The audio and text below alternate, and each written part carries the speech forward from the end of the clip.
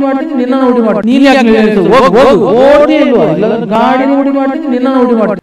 Dharmasthala mass murders ಕೇಸ್ಗೆ ಮಹತ್ವದ twist ಸಿಕ್ಕಿದೆ ನೋಡಿ. ಕನ್ನಡದ ಯಾವ ಮೇನ್ ಸ್ಟ್ರೀಮ್ ಮಾಧ್ಯಮಗಳು ಕೂಡ ಈ ಬಗ್ಗೆ ಬಾಯ್ ಬಿಡ್ತಿಲ್ಲ. ಆದರೆ ಮಲಯಾಳಂನಲ್ಲಿ ರಿಪೋರ್ಟರ್ ಟಿವಿ ಮಹತ್ವದ ಕೆಲಸ ಮಾಡ್ತಿದೆ, ಸತ್ಯ ಹುಡುಕುವ ಕೆಲಸ ಮಾಡ್ತಿದೆ. ಆ ಭಾಗದ ಒಬ್ಬ ಡ್ರೈವರ್ ಇದೀಗ ಬಂದು ನಿಂತ್ಕೊಂಡು ನಾನು ಸಾಕ್ಷಿ ಹೇಳ್ತೀನಿ ಅಂತಿದ್ದಾರೆ. ವಿಶೇಷ ನೋಡಿ, ಅವರು ಮಲಯಾಳಮಲ್ಲೇ ಮಾತಾಡ್ತಾ ಸಾಕಷ್ಟು ವಿಚಾರಗಳನ್ನು ಹೇಳಿದ್ದಾರೆ. ಅವರ ಸಂಪೂರ್ಣ ಒಂದು 45 ನಿಮಿಷಗಳ ಆ ಮಾತನ್ನು ಕೇಳಿಕೊಂಡ್ರೆ ನಿಜಕ್ಕೂ ಭಯ ಆಗುತ್ತೆ. ಯಾಕಂದರೆ ಧರ್ಮಸ್ಥಳದಲ್ಲಿ 2009, 2010 ಮಧ್ಯೆ ಕಂಡಂತಹ ಒಂದಷ್ಟು ಪ್ರಕರಣಗಳು ಕತ್ಲಲ್ಲಿ ಅವರನ್ನು ಎಷ್ಟರ ಮಟ್ಟಿಗೆ ಬೆಚ್ಚಿ ಬೀಳಿಸಿದ್ವು ಅಂದರೆ ಈಗಲೂ ಕೂಡ ಅದಕ್ಕೆ ಹೆದರುಕೊಳ್ತಾರೆ. ಆ ವಿಚಾರವನ್ನು ನೆನಪಿಸ್ಕೊಂಡ್ರೆ ಆ ಡ್ರೈವರ್ ಹೇಳ್ತಿರುವಂಥದ್ದೇನು, ಇದಕ್ಕೂ ಮುಂಚೆ ನಾನು ಹೂತಾಕಿದ್ದೆ ಅಂತ ಬಂದಂತಹ ಸಾಕ್ಷಿದಾರ ಒಬ್ಬ, ಈಗ ಎರಡನೇ ಸಾಕ್ಷಿದಾರ ಡ್ರೈವರ್, ಟ್ರಕ್ ಡ್ರೈವರ್ ಅಥವಾ ಲಾರಿ ಡ್ರೈವರ್ ಇರಬಹುದು. ಅವರು ಸ್ಪಷ್ಟವಾಗಿ ಹೇಳಿದ್ದಾರೆ ರಿಪೋರ್ಟರ್ ಟಿವಿಗೆ ಏನಾಯಿತು ನನ್ನ ಕಣ್ಣ ಮುಂದೆ ಅನ್ನೋದನ್ನು. SIT ರಚನೆಯಾಗಿದೆ, ಅದರಲ್ಲಿ ಇಬ್ಬರು ಅಧಿಕಾರಿಗಳು ಈಗಾಗಲೇ ಬೇರೆ ಬೇರೆ ಕಾರಣ ಕೊಟ್ಟು ತಮಗೆ ಸರ್ಕಾರ ನಿಯೋಜಿಸಿದಂತಹ ಹೊಣೆಯನ್ನು ತೆಗೆದಿಟ್ಟು ನಮಗೆ ಬೇಡ ಈ ಕೆಲಸ ಅನ್ನುವಂತಹ ಸ್ಥಿತಿಗೆ ಬಂದು ನಿಂತಿದ್ದಾರೆ ಅಂತ ಮಾಧ್ಯಮಗಳು ಹೇಳ್ತಿವೆ. ಈ ಕೇಸ್ನ ಪರವಾಗಿ ಯಾವುದನ್ನು ಹೇಳ್ತಿಲ್ಲ ಮೇನ್ ಸ್ಟ್ರೀಮ್ ಮಾಧ್ಯಮಗಳು, ಇಂಥವು ನೆಗೆಟಿವ್ ವಿಚಾರಗಳನ್ನು ಮಾತ್ರ ಹೇಳ್ತಿವೆ. ಆದರೆ ಇಲ್ಲಿ ಯಾರೆಲ್ಲ ಈ ರಾಜ್ಯದಲ್ಲಿ ಅಥವಾ ಹಾಸನ, ಉತ್ತರ ಕನ್ನಡ, ದಕ್ಷಿಣ ಕನ್ನಡ, ಉಡುಪಿ, ಚಿಕ್ಕಮಗಳೂರು ಈ ಭಾಗದಲ್ಲಿ ಡ್ರೈವರ್ ಕೆಲಸ ಮಾಡಿದ್ದೀರಿ ನೀವು, ಟ್ರಕ್ ಡ್ರೈವರ್ ಇರಲಿ, ಲಾರಿ ಡ್ರೈವರ್ ಇರಲಿ ಅಥವಾ ಕಾರ್ ಡ್ರೈವರ್ ಇರಲಿ, ಯಾರೇ ಇರಲಿ, ಆ ಭಾಗದಲ್ಲಿ ಅತಿ ಹೆಚ್ಚು ಸಲ ಓಡಾಡಿದ್ದೀರಿ 1995ರಿಂದ 2010-15 ತನಕ. ಇಂಥವರು ನಿಮಗೇನಾದರೂ ಕಂಡಿದ್ರೆ, ನೀವೇನಾದರೂ ನೋಡಿದ್ರೆ, ಈಗ ಆ ಧರ್ಮಸ್ಥಳದ ಸುಮಾರು 300-400 ಹೆಣ್ಣು ಮಕ್ಕಳನ್ನು ಅತ್ಯಂತ ನೀಚವಾಗಿ ಅಸಲ್ಟ್ ಮಾಡಿ ಕೊಂದು ಅವರ ಸಾಕ್ಷಿನೇ ಇಲ್ಲದಂತೆ ಹೂತಾಕಿದಾರಲ್ಲ ಆ ಹೆಣ್ಣು ಮಕ್ಕಳನ್ನು ನೀವು ಒಂದ್ಸಲಿ ಕಣ್ಣು ಮುಂದೆ ತಗೊಂಡು ಕೊನೆ ಪಕ್ಷ ನೀವೇನಾದರೂ ನೋಡಿರುವಂತಹ ಸಾಕ್ಷಿ ನಿಮ್ಮಲ್ಲಿದ್ದರೆ ದಯವಿಟ್ಟು ಇವತ್ತು SIT ಮುಂದೆ ಎಲ್ಲರೂ ಹೇಳಬೇಕು. ಯಾಕಂದರೆ SIT ರಚನೆ ಆದ ಕೂಡಲೇ ನ್ಯಾಯ ಸಿಕ್ಬಿಡ್ತು ಅಂತ ಹೇಳೋದಕ್ಕಾಗಲ್ಲ. SIT ಮುಂದೆ ಎಷ್ಟು ದೂರುಗಳು ದಾಖಲಾಗ್ತಾವೋ, ಎಷ್ಟು ಸಾಕ್ಷಿಗಳು ಬಂದು ನಿಲ್ತಾವೋ ಅದು ಮುಖ್ಯ ಆಗತ್ತೆ. ಆಗಷ್ಟೇ ಈ ಕೇಸ್ನಲ್ಲಿ ನ್ಯಾಯ ಸಿಗಬಹುದು. ಯಾವೆಲ್ಲ ಹೆಣ್ಣು ಮಕ್ಕಳು ಕಣ್ಣೀರು ಹಾಕಿ ಅತ್ಯಂತ ಬದುಕಿದ್ದಾಗಲೇ ನರಕ ನೋಡಿ ಸತ್ತೋದ್ರು ಆ ಎಲ್ಲ ಹೆಣ್ಣು ಮಕ್ಕಳಿಗೆ ನ್ಯಾಯ ಸಿಗಬೇಕು ಅಂದರೆ ಯಾರೇ ಆಗಿರ್ಬೋದು. ಯಾಕಂದರೆ ಇವತ್ತು ರಿಪೋರ್ಟರ್ ಟಿವಿ ಮುಂದೆ ಬಂದು ಒಬ್ಬ ಡ್ರೈವರ್ ಹೇಳ್ತಿದ್ದಾರೆ ನಾನು ಸಾಕ್ಷಿ ಹೇಳ್ತೀನಿ ಏನಾಯಿತು ಅನ್ನೋದನ್ನೇ ಹೇಳಿದ್ದಾರೆ. ಇಲ್ಲಿ ಸಮಸ್ಯೆ ಹೇಗಿದೆ ಅಂದರೆ ನೋಡಿ, ನೋ ಡೌಟ್ ಅಲ್ಲಿ ಕೊಲೆ ಆಗಿದೆ ಅನ್ನೋದನ್ನು ಅಸ್ಥಿಪಂಜರಗಳೇ ಸಾಕ್ಷಿ ಹೇಳ್ತವೆ. ಆದರೆ ಯಾವ ರೀತಿ ಕೊಲೆ ಆದರೂ, ಎಷ್ಟು ನರಕ ಅನುಭವಿಸಿ ಕೊಲೆ ಆದರೂ, ಕೊಲೆ ಮಾಡಿದವರು ಯಾರು, ಕೊಲೆ ನೋಡಿದವರು ಯಾರು, ಇವುಗಳಿಗೆ ಸಾಕ್ಷಿ ಬೇಕಿದೆ. ಈ ಸಾಕ್ಷಿ ಇಲ್ಲದೆ SIT ಅಲ್ಲ, ಒಂದಲ್ಲ 100 SITಗಳನ್ನು ಮಾಡಿದ್ರೂ ಕೂಡ ಈ ಪ್ರಕರಣಗಳಲ್ಲಿ ನ್ಯಾಯ ಸಿಗೋದಿಲ್ಲ. ಆ ಕಾರಣಕ್ಕೋಸ್ಕರನೇ ಸಂಶಯ ಅನ್ನುವಂತಹ ಕತ್ತಲ ಚುಕ್ಕಿಗಳೇನಿದಾವೆ ಅವುಗಳನ್ನು ಸೇರಿಸುವಂತಹ ಸಣ್ಣ ಬೆಳಕಿಂಡಿಯ ಸಾಲು, ಸಾಕ್ಷಿಯ ಬೆಳಕಿಂಡಿಯ ಸಾಲು ಈಗ ಸಿಗಬೇಕಿದೆ. ಅದು ಸಿಕ್ಕರೆ ಧರ್ಮಸ್ಥಳದಲ್ಲಿ ಯಾವೆಲ್ಲ ಹೆಣ್ಣು ಮಕ್ಕಳು, ಅದು 300 ಜನನೋ 357 ಜನನೋ ನರಕ ನೋಡಿ ಸತ್ರೋ, ಈಗಲೂ ಆತ್ಮಗಳು ವಿಲ ಒದ್ದಾಡ್ತೀವಿಯೋ ಅವಕ್ಕೆ ಶಾಂತಿನೇ ಸಿಕ್ಕಿರ್ಲಿಕ್ಕಿಲ್ಲ ಬಿಡಿ. ಅಂತಹ ಕಚಡಗಳು ಇಂತಹ ಕೆಲಸವನ್ನು ಮಾಡಿದ್ದಾರೆ. ಯಾಕಂದರೆ ರಿಪೋರ್ಟರ್ ಟಿವಿಯಲ್ಲಿ ಡ್ರೈವರ್ ಹೇಳಿದ್ದೇನು ಅನ್ನೋದನ್ನು ನಾನು ನಿಮ್ಗೆ ಹೇಳಬೇಕಿದೆ. ಅದಕ್ಕಿಂತ ಮುಂಚೆ ಒಂದು 5 ವಿಚಾರ ಹೇಳಬೇಕಿಲ್ಲ ನೋಡಿ. ಅಸ್ಥಿಪಂಜರಗಳು ಸಿಗ್ತಿವೆ, ನೋ ಡೌಟ್ ಸಿಗುತ್ತವೆ. ಅವು ಏನು ಹೇಳ್ತವೆ, ಕೊಲೆ ಆಗಿರಬಹುದು, ಸತ್ತಿದ್ರು, ಇಲ್ಲಿ ಹೂತಾಕಿದ್ದಾರೆ ಅನ್ನೋದನ್ನಷ್ಟೇ ಹೇಳ್ತವೆ. ಎರಡನೇದು, ಕೊಂದವರ ಸಾಕ್ಷಿಯನ್ನು ಅವು ಹೇಳೋದಿಲ್ಲ. ಕೊಲೆ ಸಾಕ್ಷಿ ಹೇಳಬಹುದು, ಕೊಲೆ ಆಗಿದ್ದರ ಸಾಕ್ಷಿ ಅಷ್ಟೇ ಹೇಳ್ತವೆ. ಕೊಂದಿದ್ಯಾರು, ಹೇಗೆ ಕೊಂದ್ರು ಅನ್ನೋದನ್ನು ಹೇಳೋದಕ್ಕೂ ಸಾಧ್ಯವಾಗೋದಿಲ್ಲ. ಯಾಕಂದರೆ 30 ವರ್ಷ ಆಗಿದೆ. ಆ ಮಣ್ಣಿನ ಅಡಿಯಲ್ಲಿ ಯಾವ ಹುಳು ಹುಪ್ಪಟೆ ಏನೇನು ತಿಂದಾಕಿದೆಯೋ ಅಸ್ಥಿಪಂಜರ ಎಷ್ಟು ಕರೆಕ್ಟಾಗಿದೆಯೋ ಅಷ್ಟು ಸಾಕ್ಷಿಗಳನ್ನು ಫಾರೆನ್ಸಿಕ್ ಟೀಮ್ ಹುಡುಕಬಹುದು. ಆದರೆ ಇಲ್ಲಿ ಈ ಅಸ್ಥಿಪಂಜರಗಳೇನಿದಾವಲ್ಲ, ಈ ಅಸ್ಥಿಪಂಜರಗಳ ಅಷ್ಟೇ ಇಟ್ಕೊಂಡ್ರೆ ನಮಗೆ ಕೊಲೆ ಆಗಿದೆ ಅನ್ನೋದಷ್ಟೇ ಸಿಗುತ್ತೆ ವಿನಃ ಕೊಲೆ ಮಾಡಿದ್ಯಾರು, ಕೊಲೆ ಹೇಗಾಯಿತು ಅವೆಲ್ಲವೂ ಕೂಡ ಸಾಧ್ಯವಾಗೋದಿಲ್ಲ. ಇದೇ ಕಾರಣಕ್ಕೆ ಅತಿ ಹೆಚ್ಚು ದೂರುಗಳು SIT ಮುಂದೆ ದಾಖಲಾಗಬೇಕು. ಅತಿ ಹೆಚ್ಚು ಮಂದಿ ನೋಡಿ ಸ್ವಾಮಿ ನಾನು ಇಷ್ಟೇ ನೋಡಿರೋದು ನನಗೆ ಗೊತ್ತಿದೆ, ನಾನು ಇಷ್ಟು ನೋಡಿದ್ದೀನಿ ಅಂತ ಯಾರಲ್ಲ. ಯಾಕಂದರೆ ಈಗ ಹೇಳ್ತಿರುವಂಥವ್ರು ಯಾರು? ಡ್ರೈವರ್ಗಳು, ಅಲ್ಲಿ ಹೂತು ಹಾಕಿದಂತಹ ಕೆಲಸಗಾರರು, ಇವರೇ ನೋಡಿರೋದನ್ನ ಹೇಳ್ತಿರೋವಂಥದ್ದು.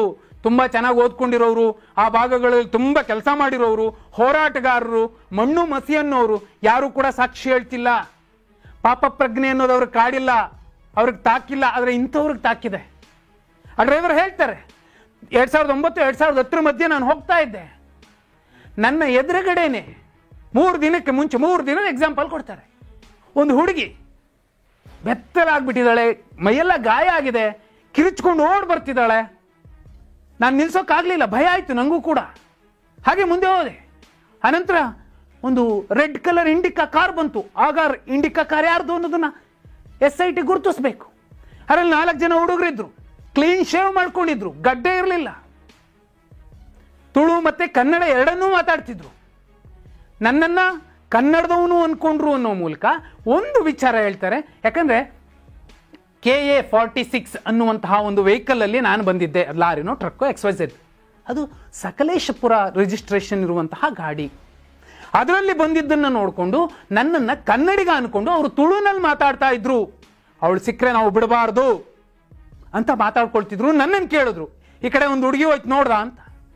ನಾನು ಯಾವ ದಿಕ್ಕಿನ ಕಡೆ ನೋಡಿದ್ನೋ ಅದಕ್ಕೆ ಉಲ್ಟಾ ದಿಕ್ಕಿನ ಕಡೆ ಅವ್ರಿಗೆ ಹೇಳಿದೆ, ಈ ಕಡೆ ಹೋದ್ಲು ಅಂತ. ಆಗ ಅವರು ಸ್ವಲ್ಪ ದೂರ ಹೋಗಿ ಗಾಡಿ ನಿಲ್ಲಿಸಿದ್ರು ಕೂಡ ವಾಪಸ್ ಬಂದು ನನಗೆ ಹೇಳಿದ್ರು, ನೀನು ಹೋದ್ರೆ ಸರಿ, ನೀನು ಇರಲ್ಲ, ಗಾಡಿನೂ ಇರಲ್ಲ ಅಂತ ಧಮಕಿ ಹಾಕಿದ್ರು.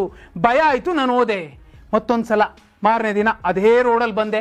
ಎಲ್ಲಿ ಆ ಹುಡುಗಿ ಓಡ್ತಾ ಹೋದ್ಲು ಅಲ್ಲಿಂದ 500 ಮೀಟರ್ ದೂರದಲ್ಲೇ ಡೆಡ್ ಬಾಡಿ ಬಿದ್ದಿತ್ತು.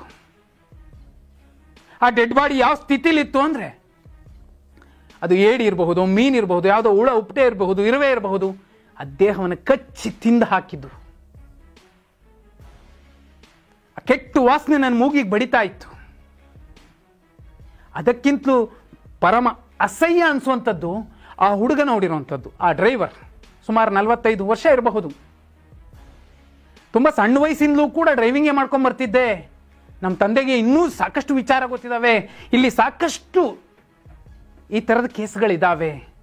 ಒಂದ್ಸಲ ನೇತಾಕಿದ ಸ್ಥಿತಿಯಲ್ಲಿ ಒಂದು ಹುಡುಗಿ, ಬೆತ್ತಲೆ ಆದಂತಹ ಹುಡುಗಿಯ ದೇಹ ನೇತಾಕಿರುವಂತಹ ಸ್ಥಿತಿಯಲ್ಲಿ ನಾನು ನೋಡಿದ್ದೀನಿ ಗಾಡಿ ಓಡಿಸ್ಕೊಂಡು ಹೋಗ್ಬೇಕಾದ್ರೆ. ಹೀಗೆ ಸಾಕಷ್ಟು ವಿಚಾರಗಳನ್ನು ಹೇಳಿದ್ದಾನೆ. ಅದ್ರ ಜೊತೆಲಿ ಒಂದು ಬೇರೆ ಏನೋ ವಿಚಾರ ಹೇಳ್ತೇನೆ.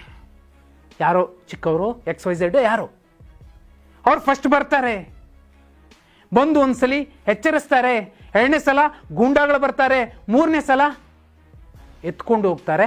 ಆಮೇಲೆ ಆ ದೇಹ ಅನಾಥ ಶವವಾಗುತ್ತೆ. ID ಕಾರ್ಡು, ಆಧಾರ್ ಕಾರ್ಡು ಏನೋ ಇದ್ರೂ ಕೂಡ ಕೊಡೋದಿಲ್ಲ, ಅನಾಥ ಶವವಾಗಿ ಹೋಗ್ತವೆ. ಇಲ್ಲಿ ನೋಡಿ, ಇದು SITಗೆ ಎಷ್ಟು ಸಿನಿಮೀಯ ಅನಿಸಬಹುದು.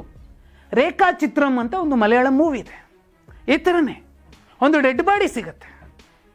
ಡೆಡ್ ಬಾಡಿ ಸಿಗಲ್ಲ, ಇಲ್ಲಿ ಡೆಡ್ ಬಾಡಿ ಇದೆ, ನಾವೇ ಬಿಸಾಕಿದ್ದು ಅಂತ ಒಬ್ಬ ಹೇಳಿಬಿಟ್ಟು ಫೇಸ್ಬುಕ್ ಲೈವಲ್ಲಿ ಸುಸೈಡ್ ಮಾಡ್ಕೊಂಡು ಸತ್ತೋಗ್ತಾನೆ.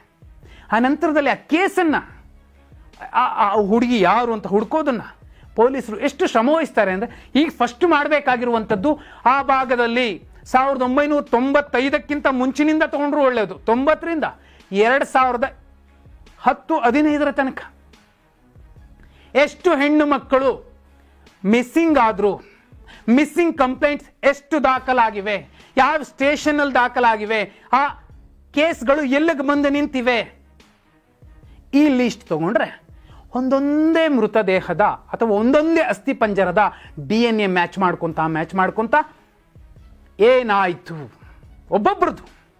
ಒಂದು 0ಇಂದ ಶುರು ಆಗಬೇಕಾಗತ್ತೆ ಈ ಕೇಸ್, ಒಬ್ಬೊಬ್ರು ಕೇಸು. ಯಾಕಂದರೆ ಇಲ್ಲಿ ಯಾರ್ದೋ ಒಬ್ಬರು ತಗೊಳ್ಳೋದಲ್ಲ, ಅಷ್ಟೂ ಜನರ ಕೇಸ್ಗಳು ದಾಖಲಾಗಬೇಕು.